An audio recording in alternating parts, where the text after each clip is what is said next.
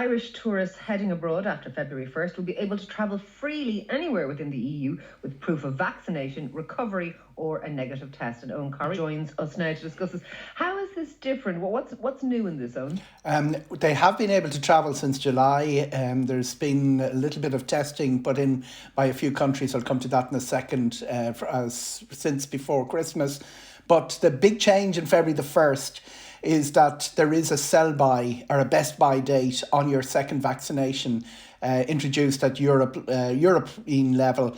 It had been introduced by individual countries. Czech Republic, Austria, people like that started saying 9 months after your second vaccination, we're going to look for the third one, what most people call the booster.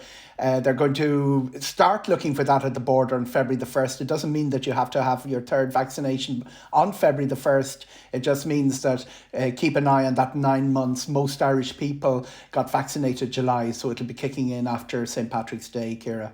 Okay, so exactly. So on the 1st of February, you have 9 months from your original primary. From your original second vaccination, Am I right in thinking 6 months of a recovery cert? So if you've had COVID with a recovery cert, you have 6 months to travel on that.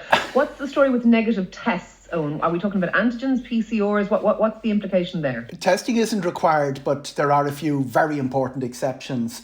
Portugal is an exception, Greece is an exception, and Italy is an exception. Very big difference as well between them.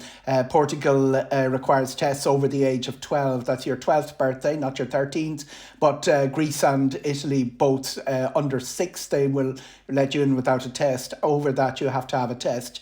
Everyone's accepting antigen. There is a difference between countries that do 48-hour and accepted for 48 hours and for 24 hours. The rest of the 27, ourselves included, most of them have dropped testing. But remember, that's within the European Union. If you're flying in from outside the European Union, restrictions apply. Very good website, reopen.europa.eu. Just type in reopen and it'll show up.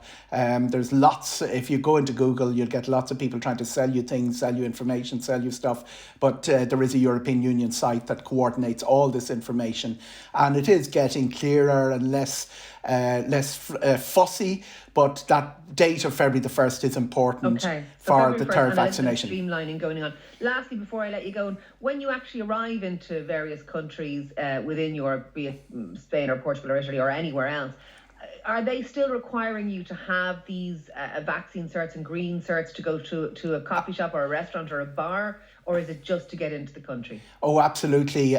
Very important to have that on your phone. Regions will restrict it. And also, when you're arriving in the country, to borrow or to paraphrase something from Brian's profession, locator form, locator form, locator form. Every country needs a locator form. Long ago, which is before COVID arrived, BC, we travelled with a boarding pass and a passport, Ciara. You now need boarding pass, passport, your digital certificate and a locator form. Basically 4 documents will get you anywhere within Europe, and this is travel within Europe, I will stress. Starting to get excited, Eoghan.